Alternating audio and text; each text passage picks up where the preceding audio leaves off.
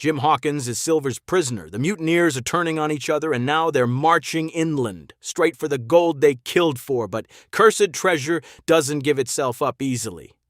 Adventure starts now. Chapter 26. The Protest of the Pirates. The mutineers sent a man for the torch. Silver handed it over, and we sat in darkness. Through a spy hole, I saw them huddled over a book. One man cut something from it with a knife. Then they approached the house. A man entered and handed it to Silver. "The black spot!" Silver cried. "Cut from the Bible? Fools! You've cursed us all!" A yellow-eyed man stepped up. "The crew's marked you, Silver. Step down. We're choosing a new captain." "Thank you, George," Silver said. "But I'm still captain. State your complaints first." "Rules is rules," George snapped. "You've led us wrong. You let the enemy walk free. You held us back when we could have hunted them down." Silver's eye narrowed. He said nothing. Yet, "You led us to confusion, killing many of us. Then you let the enemy escape, and now you keep this boy," George replied. "I did not lead you to confusion," Silver said calmly. "We would have succeeded if Anderson, Hands, and you hadn't crossed me." "What about the rest of the charges, John?" Morgan asked. "I let the doctor go because you don't understand how important he is to us," Silver replied. "And this boy, he's a hostage, and I mean to use him to our advantage. Had I not bargained with the enemy, you'd all have died of your wounds or starved." Silver then laid the chart on the floor, the one marked with 3 red crosses. I couldn't understand why the doctor had given it to him. The pirates fell on it like hungry wolves on a lamb, snatching it from hand to hand. "But how shall we escape without a ship?" George cried. "One more word, and you'll have a fight on your hands," Silver warned angrily. Morgan backed him up. "I have the treasure within reach, while you lost the ship," Silver cried. "So who's the better man? But fine, I resign as captain. Choose the best man among you." "Barbecue for captain!" the men cried at once. George Merry said nothing. "Afraid you'll have to wait for another chance, George," Silver laughed and handed me a scrap of paper. A couple of verses from Revelation, the words that caught my eye. "Without are dogs and murderers." The night ended with the pirates drinking themselves to sleep. Silver sent George outside to keep watch, threatening him with death if he betrayed the crew. I couldn't sleep. My thoughts kept returning to Israel Hands, whom I had killed, and to the cunning game Silver was playing with his own men. Yet Silver slept peacefully, snoring loudly. I knew one thing for certain.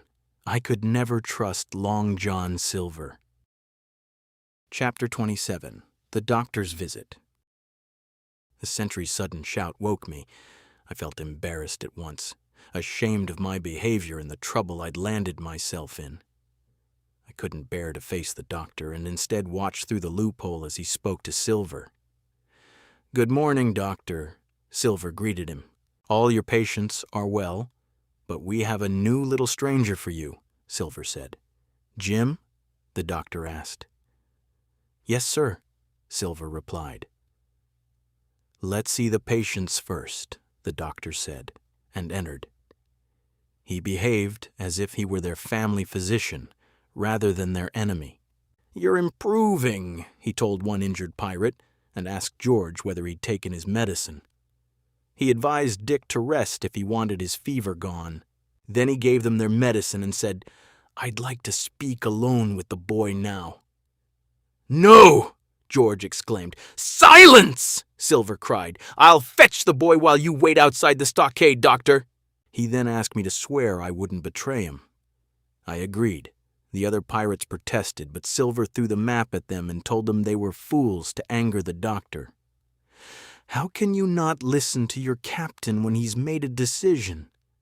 How will we ever get the treasure like this?" he demanded, and won them over. He led me out to the doctor. "Jim will tell you how I saved his life, Doctor," Silver said, and he seemed a completely different man now from the one inside the stockade. "Aren't you scared?"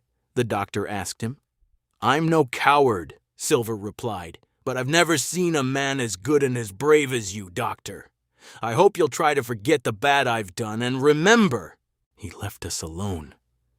The doctor sat on a stump, whistling. It was wrong of you to leave us when Smollett was unwell, Jim. Cowardly, the doctor said. I sobbed. I'm sorry, Doctor.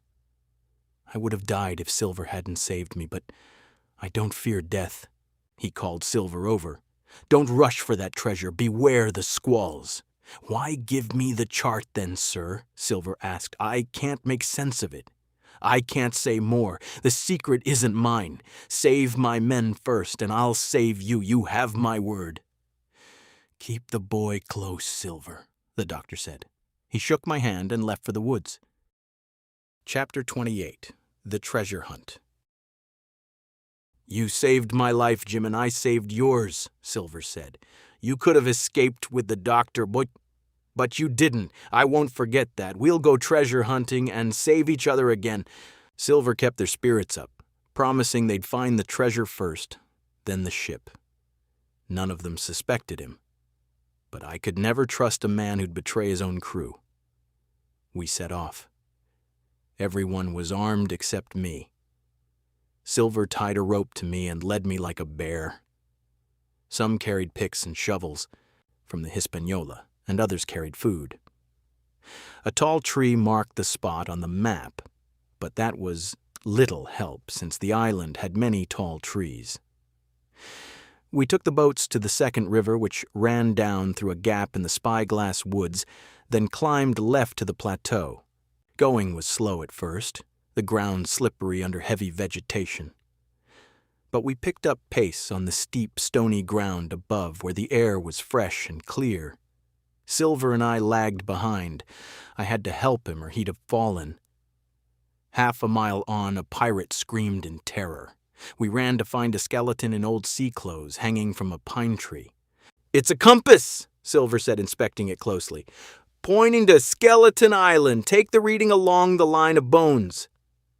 The body pointed straight at Skeleton Island, E-S-E, and by E. The pirates fell into nervous talk of Captain Flint, then pressed on. The sun scorched down, but no one complained. They stayed close together, still afraid of Flint, even dead. The compass points to Skeleton Island. The bones don't lie.